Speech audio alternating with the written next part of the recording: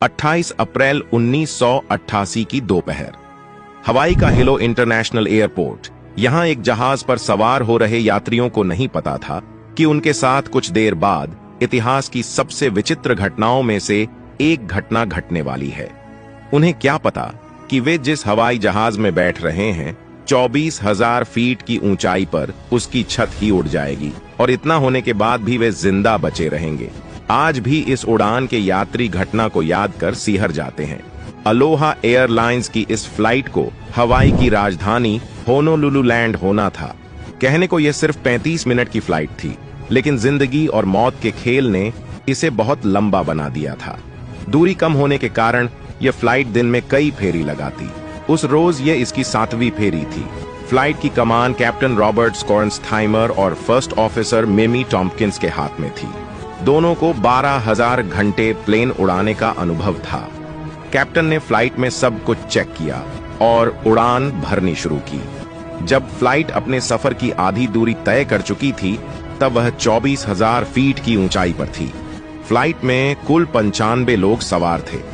इसी दौरान 1:48 पर जब सभी यात्रियों को ड्रिंक सर्व की जा रही थी, तभी सबको अचानक एक जोर का झटका लगा। सामने जो नजारा था उसे देखकर सब दंग रह गए। प्लेन की बॉडी यानी फ्यूसलेज का एक हिस्सा हवा में उड़ गया था। प्लेन की पहली से छठी रो तक की छत और दीवारें गायब थीं। स्वाभाविक है कि इतनी ऊंचाई पर अगर प्लेन की छत ना हो तो लोग बाहर की ओर खींचने लगेंगे। लेकिन गनीमत यह रही, उस समय सबने सीट बेल्ट बांधी हुई थी, क्योंकि सफर सिर्फ 35 मिनट का ही था। अगर सीट बेल्ट ना बांधे होते तो सभी हवा में उड़ जाते। हालांकि चुनौतियां अब भी बनी हुई थीं। सबसे बड़ी परेशानी थी ऑक्सीजन की कमी। प्लेन में ऑक्सीजन मास्क तो थे, लेकिन वे छत में लगे होते हैं और छत गायब थी। देखते ही देखते लोग घुटन महसूस करने लगे। दूसरी ओर जब लोगों ने पता किया कि क्या प्लेन का कॉकपिट बचा हुआ है, पाया कि कॉकपिट तो बचा है, लेकिन सिर्फ फ्लोर के एक टुकड़े से जुड़ा हुआ। उसका दरवाजा जाम हो चुका था। अब सवाल यह था कि क्या पायलट जिंदा है? अगर नहीं तो सबका मरना तय है। इसी दौरान एक फ्लाइट अटेंडेंट ने लोगों से पूछा कि क्या कोई प्लेन उड़ा सकता है।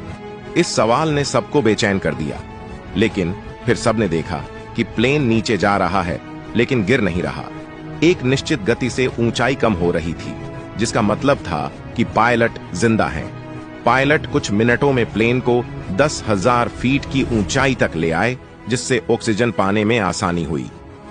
फिर एक और समस्या हो गई। प्लेन की बॉडी पर इतना भयंकर जोर पड़ा कि कॉकपिट ही टेढ़ा हो गया। उसे देखकर लगता था कि अब टूटा कि तब। अब प्लेन की कमान पायलट रॉबर्ट स्कॉर्नस्थाइमर के हाथ में थी।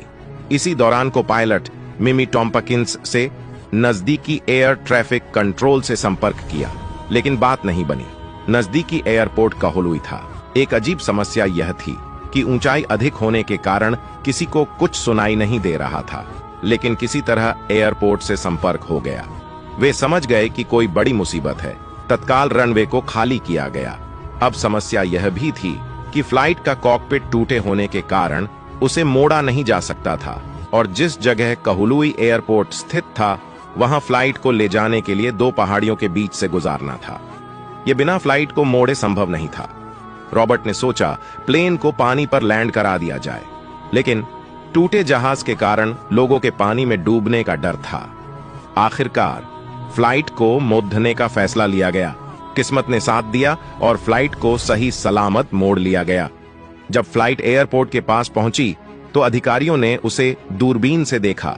फ्लाइट की जो स्थिति उन्होंने देखी, उससे उनके होश फाख्ता हो गए। बिना छत का एक जहाज हवा में उड़ रहा था।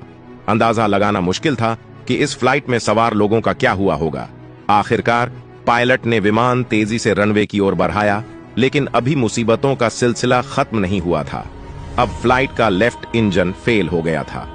पायलट के सामने कोई विकल्प नहीं था और फ्लाइट को रनवे पर उतारा गया। किसी तरह घिसटते हुए वह थम गया। हादसे में 7 लोगों को गंभीर चोटें आईं। लगभग 60 लोग घायल थे और सिर्फ एक मौत हुई थी। मरने वाली थीं फ्लाइट अटेंडेंट क्लाराबेल लांसिंग। उन्होंने सीट बेल्ट नहीं बांधी थी और अनुमान लगाया गया कि वह हवा में उड़ गई होंगी। घायलों को अस्पताल पहुंचाया गया। उन्हें खुद पर यकीन नहीं हो रहा था कि वह जिंदा हैं। इस मामले की उच्च स्तरीय जांच हुई, जिसमें अलोहा, बोइंग और सरकार तीनों को जिम्मेदार माना गया। बोइंग को पता था कि अलोहा की फ्लाइट जर्जर हो चुकी है, उनकी स्थिति उड़ान भरने लायक नहीं है। इसके बावजूद अलोहा कंपनी ने उनका मेंटेनेंस नहीं किया। कंपनी में कोई योग्य इंजीनियर भी नहीं था। एविएशन के इतिहास के इस अजीबोगरीब हादसे पर कई फिल्में और डॉक्यूमेंट्री बन चुकी हैं। अगर आपको यह जानकारी पसंद आई हो या कुछ नया सीखने को मिला हो, तो प्लीज इसे दूसरे सोशल मीडिया नेटवर्क पर शेयर जरूर करें।